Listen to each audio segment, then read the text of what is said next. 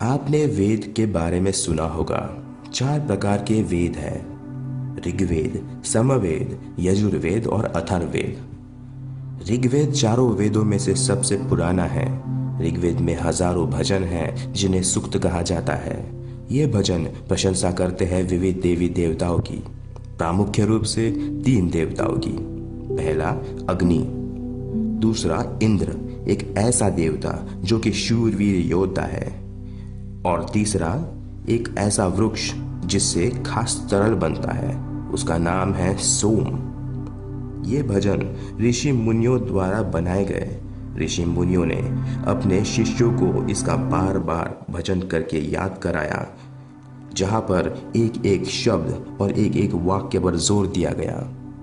बहुत सारे भजन पुरुषों द्वारा बनाए गए, लिखे गए और याद किए गए। कुछ भजन महिलाओं ने भी लिखे। हमारी सारी पुस्तकें लिखित है, लेकिन ऋग्वेद का समय दर समय भजन हुआ। शिष्यों ने इस भजन को सुना और अपनी इंद्रियों में बसा लिया। ऋग्वेद का लिखित स्वरूप कई सदियों में उसके बनने के बाद मिला। इतिहासकार ऋग्वेद को कैसे पढ़ते होंगे? इतिहासकार भूतकाल के बारे में खोज करते हैं, सारी वस्तुएं खंगालते हैं, इसके साथ वे लिखित अवशेष भी पढ़ते हैं। उस समय पशु, घोड़े और रथ के बारे में ऋग्वेद में क्या लिखा होगा? ऋग्वेद में बहुत सी प्रार्थनाएं हैं जहाँ पे पशु, बच्चे, मूलतः बेटा और घोड़े के बारे में लिखी है। घोड़ों को रथ से जोड़कर युद्ध में उसका इस्तेमाल किया जाता था।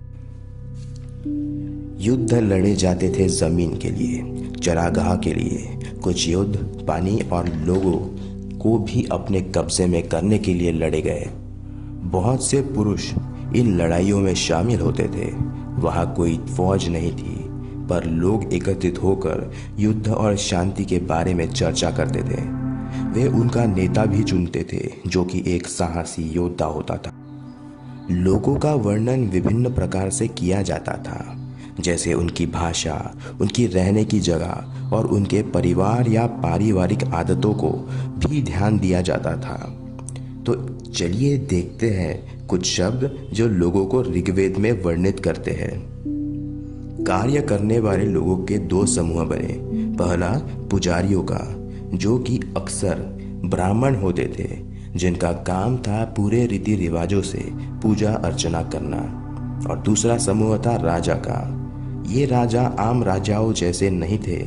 ना उनकी कोई राजधानी थी, ना महल था और ना ही कोई फौज थी। इतना ही नहीं, वो राजा कर भी वसूलते नहीं थे। सामान्यतः बेटे अपने पिता की गद्दी नहीं संभालते।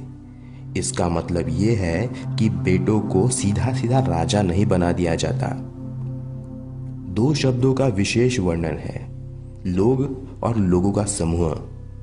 उसमें से एक शब्द है जन, जो कि आज भी हिंदी भाषा में उपयोग में है, और दूसरा शब्द है विश।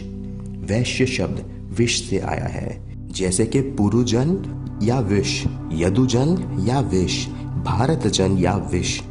कभी कभी जो लोग भजन करते थे वे खुद को आर्य समझते थे और विरोधियों को दास या दास्यु। ये वे लोग थे जो कि किसी तरह की बलि नहीं देते थे और विभिन्न प्रकार की भाषाएं बोलते थे। बाद में दास और दासियों को गुलाम कहा गया। गुलाम अक्सर वो लोग होते थे जिन्हें युद्ध में पकड़ा जाता था। गुलामों को मालिक की संपत्ति माना जाता था और उनसे जो चाहे वो काम कराए जाते थे।